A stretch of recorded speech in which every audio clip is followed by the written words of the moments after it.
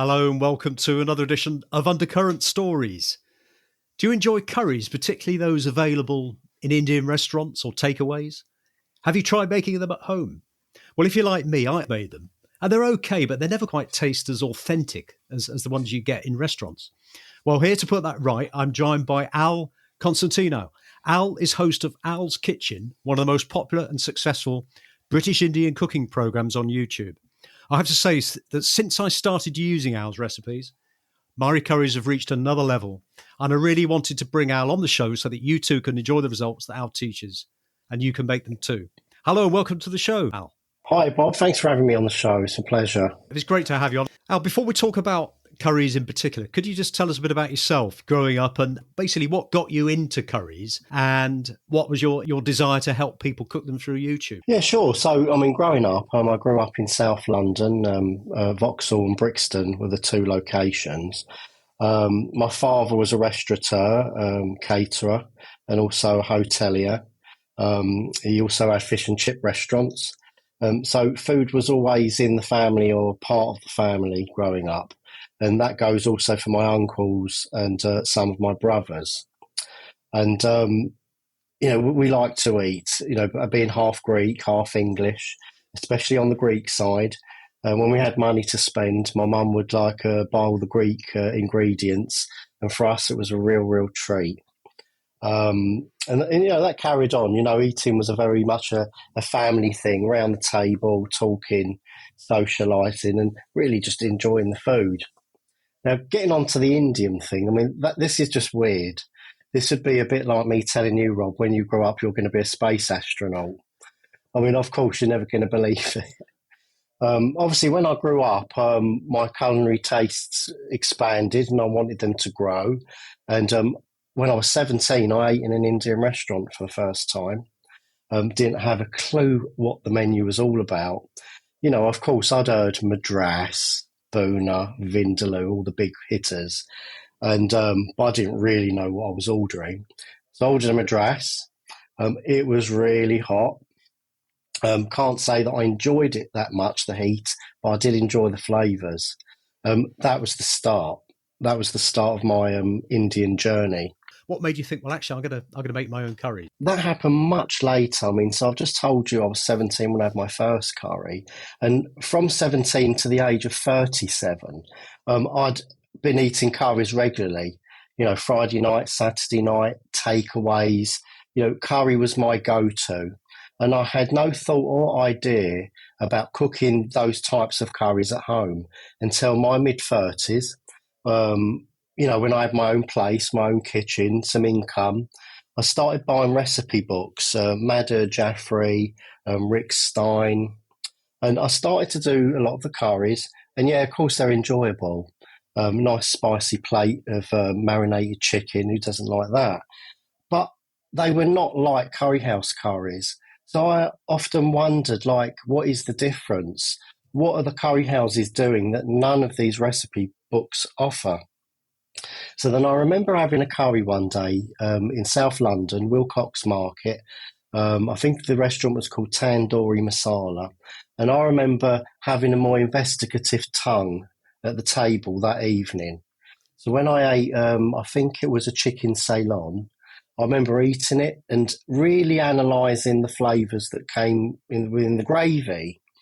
And I said to one of the waiters, can you tell me what this gravy is? Well, of course, it's not a proper conversation.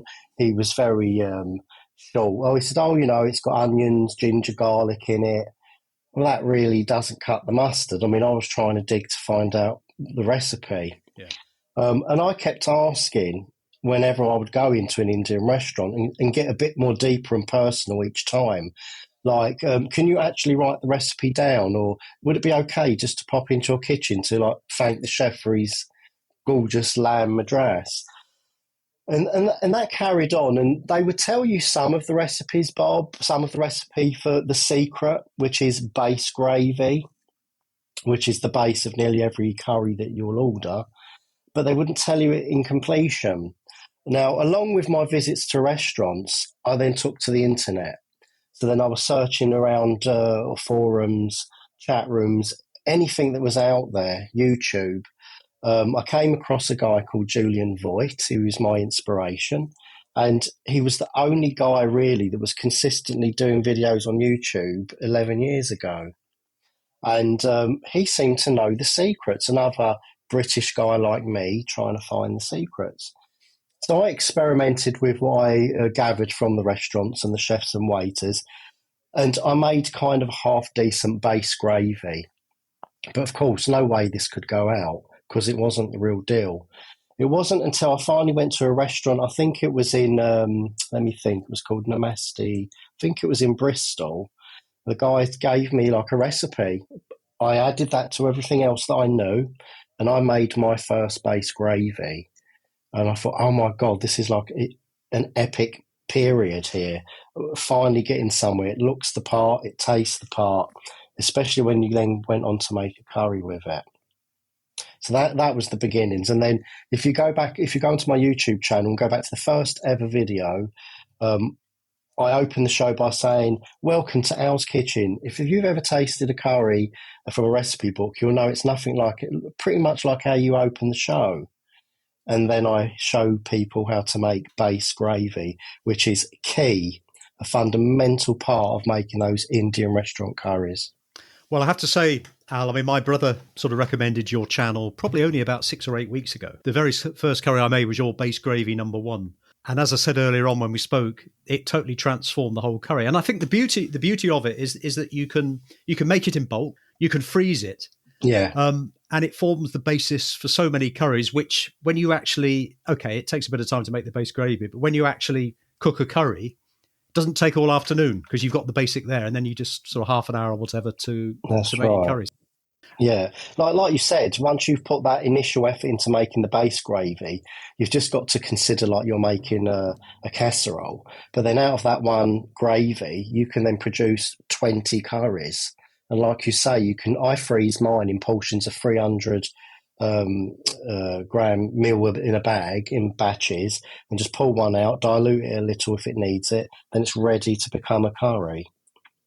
All that you then need after the base is obviously the spice blends or the veg and the meats. Yeah.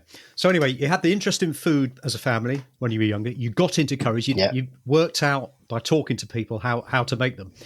Did you ever consider sort of asking for a job in an Indian restaurant? No, never really. It was not something I wanted to do. I mean, I was following loads of people on YouTube, not cooking channels, fitness channels, life vlogging, skills and particular interests that I have. And YouTube itself appealed to me. And I thought that I was going to give it a go using it as a platform to teach people this secret subject. I thought that was like the unique selling point, the fact that it wasn't well known. I had no idea how it was going to progress. I didn't really care. I didn't have any pressure to progress.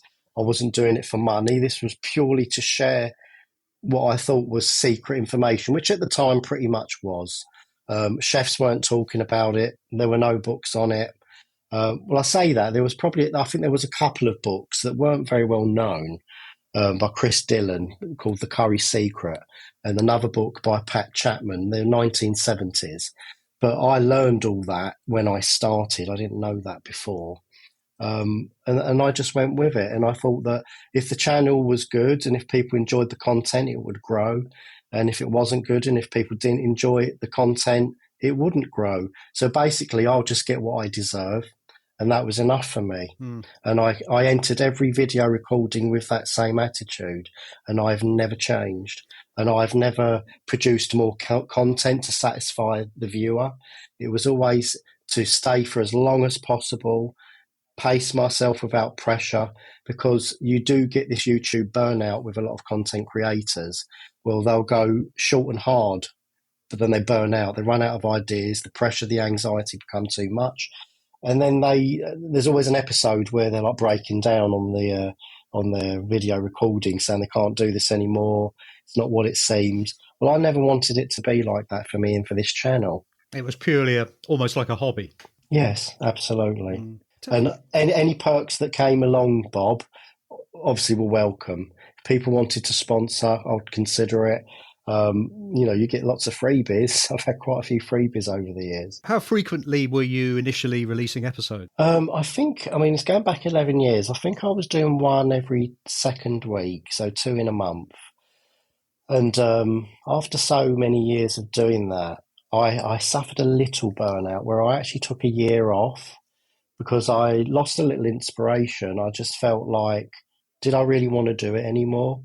And what I wanted to do was take a 6-month break and hope that the passion would reinvigorate itself. And it did after not 6 months, it was a year. And I came back fresh with new ideas, with a whole lot more new energy.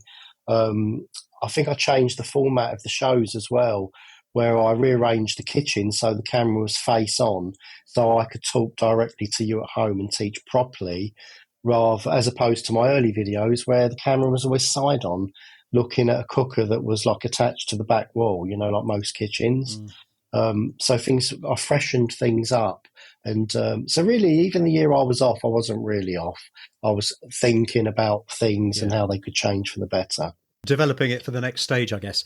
It's interesting how you develop, but you've always seemed to have had a natural ability to be able to get your point across in a way, and also some of the humour. Just tell us a bit about the history of the file, which is obviously one of the strongest curries you can get, with the diving mask. Oh, yeah. So that was the recent file. There was one 5 years before that. And I've got a friend who can eat a curry much hotter than I can take. His name's John. He's on the show. And he's my taste tester when it comes to those hot curries. So both on the first file and the recent one, which was a few weeks ago, John was on the show just in case I couldn't cope. And yeah, I couldn't. And and the fowl was going to be a nice, tasty curry, not just about the heat, but yeah, it was going to be the hottest curry that I've ever produced. And they can even go hotter. But regarding the mask, if the show is about cooking primarily, and I would never want to do myself down and cheapen the show, whereas it just became a comedy, because then you lose respect. People think that you're not serious about your skill, and I very much am. So I think I get the right balance where I teach you how to cook these curries. I have a bit of banter with you. I'll share a beer with you if you drink, and there might be some innuendo, some double entendre, some comedy. There may or may not be. Yeah. I don't pressure myself to write scripts, Bob, or comedy lines. If I feel that something's worth inserting, I'll go with it. Yeah. And the mask was one of those, for those that can't see on the podcast, it was one of those full face diving masks. And on the last stage of the fowl, I have to lift the lid of the curry. And of course, that's when all of those spices that have been concealed under the lid start coming out into the atmosphere. So lying in bed one night, I saw with the wardrobe open that mask, and I thought, you know what, that would be very good to include in the video. It may get a few laughs, it may not. And of course, I act a little more comedic in that scene. And my friend said to me, well, it's obviously not going to work, is it? Because you was lifting the mask off your face. It was just for the fun effect, really. It was fun. And it added more colour to it. Just going back to the curries themselves, I hadn't heard the term before, but BIR, British Indian Restaurant Cooking. Yeah. That's an interesting one. Does that differ from, say, if you went to India and had some curries? Is the actual cooking of the curry and the taste of it different? Oh, 100%. BIR was an acronym that I learned along my journey, that this style of cooking had its own name. And BIR stands for British Indian Restaurant Style. So that's what it is. So now on the forums, if you hear someone refer to a curry, it's a BIR madras, it's a madras like you would have in a British Indian restaurant. Now, as far as them differing from what's in India, absolutely, totally, Bob. People that live in India, Pakistan, Bangladesh, that region, they have not got a clue what BIR is all about. It's totally alien to them. I've got loads of people that are on my group on Facebook, the Secret Curry Club, and the BIR contingent learn from the Desi style, that's the home style, authentic, and the Desi stylers are learning the BIR. And there's room for it all. Do they taste different? Well, in as much as the BIR has a base gravy, Brits love a bit of gravy, lots of gravy. Whereas the Desi style, they'll make a gravy from slowly cooking down lots of onions. But of course, that takes time. And that brings me on to the point on how did BIR start? Well, of course, when the Indians, the Pakistanis, and the Bangladeshis came to the UK back in the 50s and 60s, those that were in catering wanted open restaurants. And of course, they wanted to share their cuisine with us. Yeah. The only problem was, how do we get it on the table? Because what they cook takes a long time, probably a minimum of an hour 30 to 2 hours a dish. So they boiled onions, ginger, garlic, carrot, coriander, some spices, and made a kind of a gravy stock, which once it's boiled and liquefied, blended, if you refry that, you caramelize the liquid onion. And that caramelization is what gives BIR curries that unique sweetness within the gravy. Baltis. I understand that Balti is a British invention. Yeah, started, I believe, in Birmingham. It's known as the Birmingham Triangle. I think it was really big during the 70s, Bob, the Birmingham Triangle, where you literally had a whole triangle worth of roads that were covered in Balti restaurants. And a true Balti, unlike an untrue Balti, and I'll go over the difference, is this. A true Balti, originating from Birmingham, is cooked on a high flame in a thin pressed steel wok-style vessel. We call that the Balti bowl. And ingredients are added fresh. They do use base gravy in the Birmingham Balti as well. Tiny pieces of chicken so they cook through quickly. But because of those flames and the intensity, and the flames will ignite the oil and the whole lot goes up in temporary flame. But what that does is it fuses, it brings out all the aromatics of the spices, it caramelizes the base gravy and gives a lovely smoky flavour that goes right through that curry. Now that's a proper Balti. Okay, what is not a proper Balti?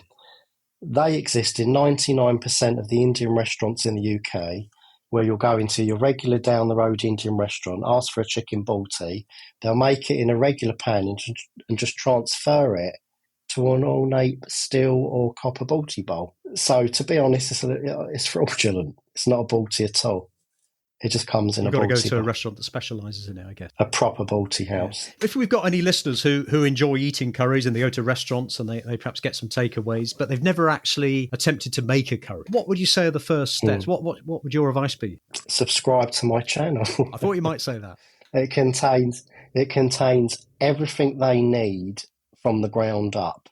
And if they want to go slow, go back to the beginning of my channel, because then effectively your listeners will be progressing at a rate that's suitable to them. And obviously they can skip forward 6 months, they can skip forward a year, 2 years, 3 years. And of course, as my channel grew over the 11 years, it's not that the videos become more advanced. They're pretty much the same throughout. It's just that my techniques and understanding of even what I was doing became better and clearer. And, I'll probably be learning, as we all will, till the day we die. And only death itself cuts short the learning curve. And I still learn tips and tricks that I pick up from the odd restaurant. And it'll be like, oh, God, you use that. Oh, my God, you put that in your curry. Well, I didn't know that. You're always learning. And don't be so ignorant as to feel that you know it all. Because you don't, you never did, and you never will. And what you want to add to your knowledge, you can create yourself and you can become a pioneer of what you do. So don't just follow what you hear and what you listen. Think, do you know what? It will be a good to evolve that dish this way by making that little change. And if it works and if the diners enjoy it, it stays. And if they don't enjoy it and it was a little bit of an erroneous addition, don't do it again. And that's evolution in motion. In terms of equipment, do people need to buy specialist bowls and equipment for cooking? Or is it something you can do with the general pans and saucepans and casserole dishes that you have in your house? Good question. As we're talking about replicating Indian restaurant curries, it would be wise that we also replicate what they use. And it's important what they use. Probably the chefs in these restaurants were totally unaware of what they were doing and the importance of what they were doing. But what they used, Bob, was very cheap aluminium frying pans. And they would have like dozens of these pans stacked on shelves behind the flames for use during service. And why is it important that they use an aluminium pan as opposed to a non-stick? This is why. So this base gravy, which is predominantly boiled onions and lots of other ingredients, caramelizes once it reaches 140 degrees Celsius. And something called, let's get all techie and scientific, the Maillard effect occurs, where the sugars break down in the onion and they just keep getting sweeter and sweeter. And the flavour goes from sulfuric to tremendously sweet. This occurs by adding lots of heat. Now, not only does aluminium is a great conductor of that heat, it's a sticky pan. It's not non-stick. You don't want non-stick. You want that base gravy to become sticky around the edges, and just when the outer layer on that pan surface caramelizes, you turn the whole lot into the curry and recaramelize another part of that gravy. So I would say that it's essential if you're serious in replicating these takeaway style curries that you get yourself a 24 centimetre or 26 centimetre in diameter aluminium frying pan. And they're cheap. You can get them for around a tenner. How close is the border between caramelisation and burning? I think there's a lot of scope for caramelising onion. Of course, keep your eyes peeled. The most important thing not to do is burn the spices. You can go quite far with the onion and the gravy, but it's the spices. Once you've burnt the spices, you have to bin it. So go slow. If you're not skilled, don't use high heat or high intensity. Build it gradually.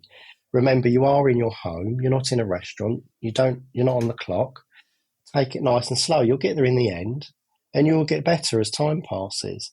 But it's the spices that's the most important thing, because once they burn, Bob, they go bitter, and they also take on a grittiness. And that'll be a question that people ask: "Oh, why's my curry gritty?" Or why does it taste bitter? You've probably burnt the spices. And in terms of oils, I mean, ghee is sort of clarified butter, I believe, but ghee is used quite a lot. I know in Indian cooking. Olive oil, vegetable oil. What are the sort of best oils that you should use? Well, the Indian restaurants primarily use vegetable oil. But what many of the Indian restaurants do is they'll use something called seasoned oil, which is basically vegetable oil that they've either used to fry their onion bhajis. So that oil becomes all nice and seasoned and a little bit spiced. So what they'll do is they'll lace the pan with that seasoned oil. And for me, it's a little bit laborious to do that. I mean, I'm not always frying onion bhajis. I don't always have that available. Or, Bob, if it's not that, they will scoop off the oil from the base gravy, because the base gravy does have oil in it and it goes to the top when it's cooked. And what they'll do is they'll siphon that oil off and they will use that in the curries. Okay, apart from using vegetable oil, some might use in part ghee. So you might get an oil mix, vegetable oil or seasoned oil with ghee. Or some of the Indian restaurants just use a touch of ghee at the end of a dish to kind of glisten the gravy, make it shine, and also have that touch of authenticity in the curry. I feel that ghee has got an acquired taste. I don't use it a lot. I do use it, but not a lot. But in my recent series, Bob, my 30-minute series, which is creating BIR-style curries, but in a more desi, home-like fashion, where you can cook for 4 people in one go, in one pot, all the restaurant classics. I use olive oil in that. Oh, right. Now, it's not the done thing. It's not the done thing, but I did it as a test, and I cannot taste it. And apart from anything else, Bob, I'm not a spring chicken. I've got to look after my health, my heart. I eat a lot of curry, so I need to find a way to counterbalance the health benefits with the unhealthy, especially if you're eating a lot of it, curries. So I used olive oil, and since then the 30-minute series is all olive oil, and it doesn't, for me, impair the curry in any way. Are there any other dishes from different regions of the world that you particularly enjoy cooking, or is it just curry? No, there is. So when I started the channel 11 years ago, having no real vision, I called it Al's Kitchen and not Al's Curry Kitchen because I didn't want to lock myself down just to the one cuisine. Now, that is actually what's happened. I'm locked down to curry and I'm happy to do so. But in those early days, I did share a lot of Greek Cypriot recipes. Being half Greek Cypriot, half English, we were brought up on both English and Greek. So you've got chicken and macaroni, you've got the keftedes, which is the meatballs. There's a beautiful lamb stifado.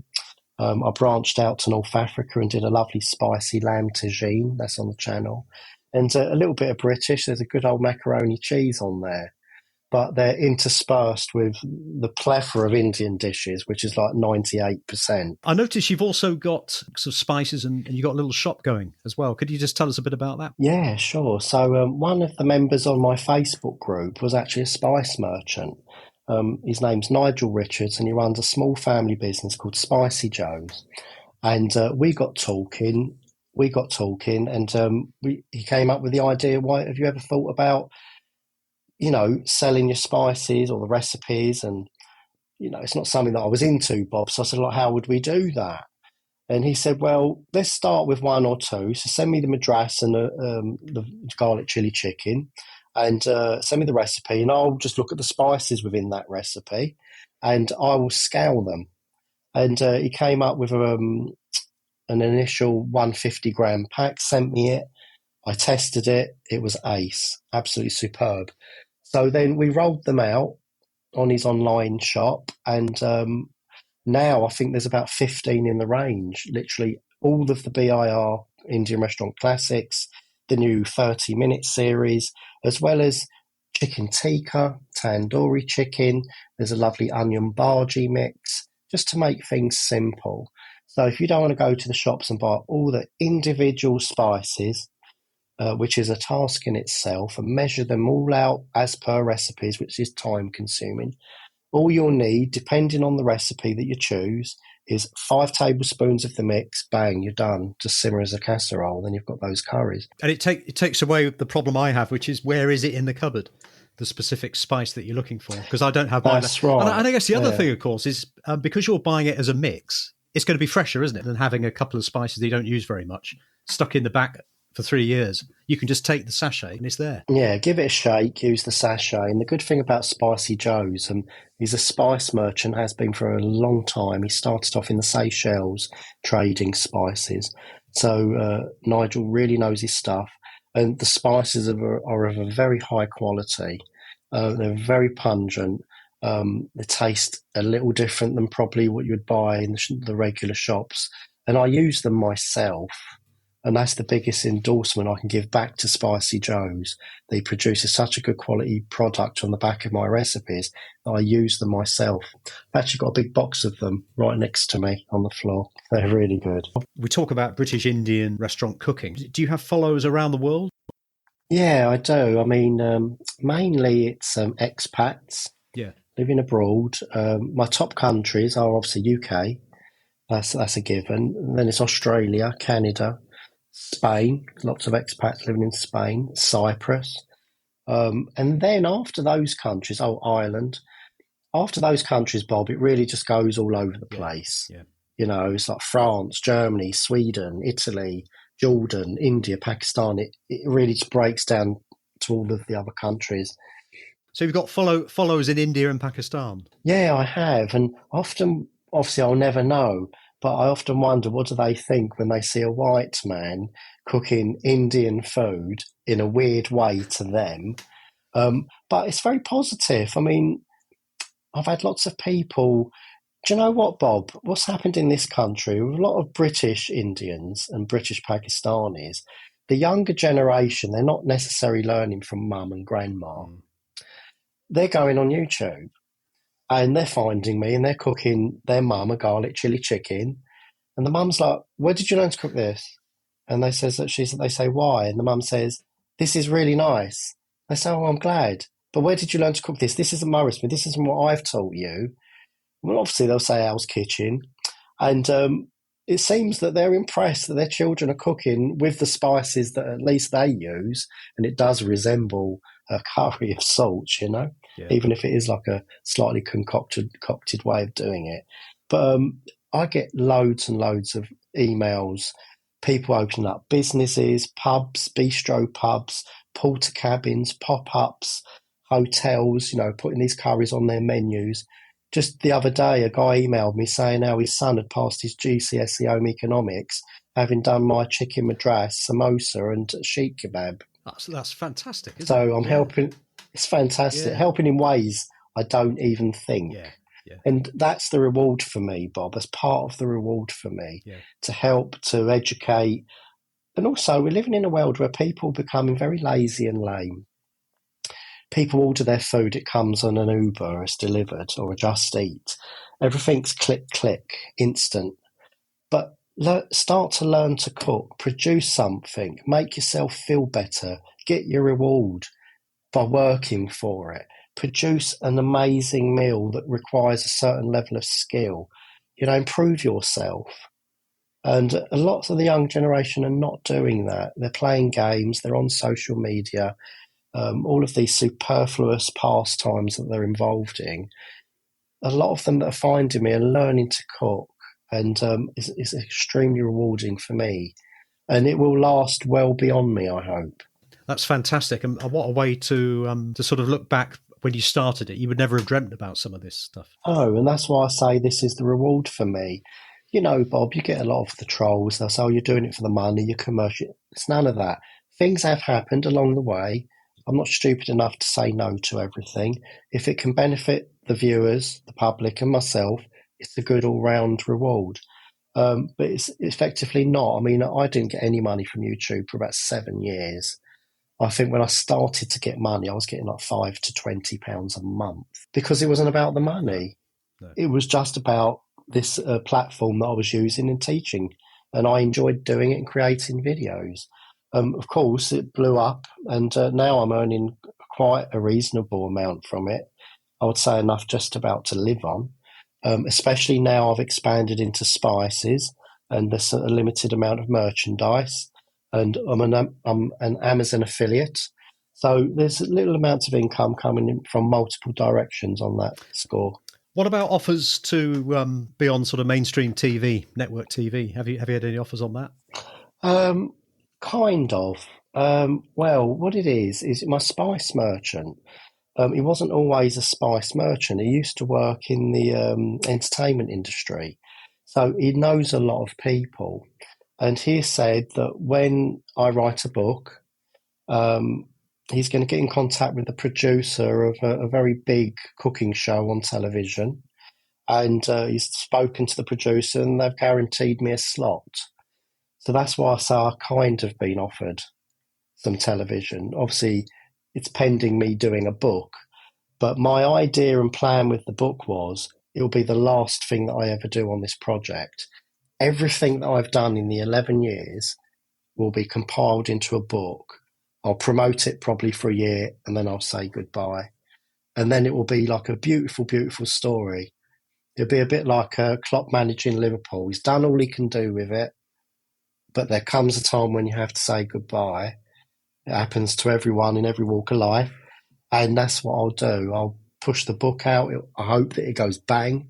I would have had as many followers that I could have gathered over that period of time, doing it at the end of the YouTube tenure, and push that, get on TV with it, teach the nation about BIR in a much bigger way than was ever done before, give that some time and some commitment, and then kind of say, like, it's done, it's finished. You haven't got a date in mind yet? Well, not really, only because I've said I want it to be the last thing that I do, and I'm not ready to hang the gloves up yet. No, I'm sorry for all the haters, but I'm not going yet. Yeah. So I could start writing the book now, I suppose, and edit and change, so it's ready to go. Yes. Just finding the time, and of course I keep adding new series to the channel. Having done the BIR, the restaurant series, the 30-minute series, there's going to be a side dishes series, an authentic part of the series. So I've got this year already planned. Al, we've obviously spoken a lot about all the different curries. And one question I'd like to ask is, what's your favourite curry? Um, I mean, it's changed over the years, but one is consistent and comes back time and time again. And I find, Bob, that it's garlic chili chicken. It's just got everything in there. You've got lovely aromatic spices, a higher concentration of garlic, the chili for the heat. And I would have a garlic chili chicken tikka. I always like tikka chicken in my curries for that added dynamic. It's just heaven, garlic chili chicken tikka. So with the tikka, you would marinate it first, I guess. Yeah, I've done 2 videos. So you marinate the chicken in the spices, the yogurt, and ginger garlic.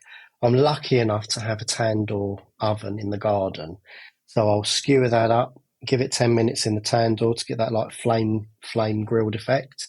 But you can do it in air fryers and the conventional oven. But the tikka meat itself in a curry is just absolutely bliss. I'll have to try that. So where can people reach you? On YouTube, so youtube.com/Al's Kitchen. Because my name's Alex, and obviously Al for short, some people think that I say Hell's Kitchen. It's not Hell's Kitchen, it's Al's Kitchen, ALS.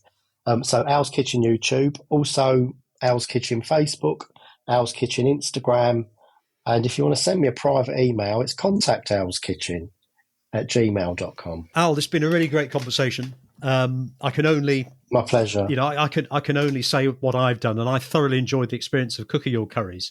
It's totally transformed the way I and the people that share the curries with me have enjoyed them as well, which is probably equally or more important. It's great. Yeah, that's great. Excellent. My guest today has been Al Constantinou, host of Al's Kitchen, and you can find a link to Al's website and the YouTube channel on the show notes. Thank you for coming on the show, Al. Thank you, Bob. It's been my pleasure. You have been listening to Undercurrent Stories. I hope you enjoyed this episode. Please feel free to share the show link to your friends and family, and if you have 60 seconds, I will be most grateful if you would please rate and review. To hear more episodes, please subscribe to the show and visit undercurrentstories.com. If you leave your email in the link, we will notify you as soon as new episodes are released. Also, check out our social media links, details of which can be found on the show notes. Until next time, this is Bob Wells wishing you all the very best.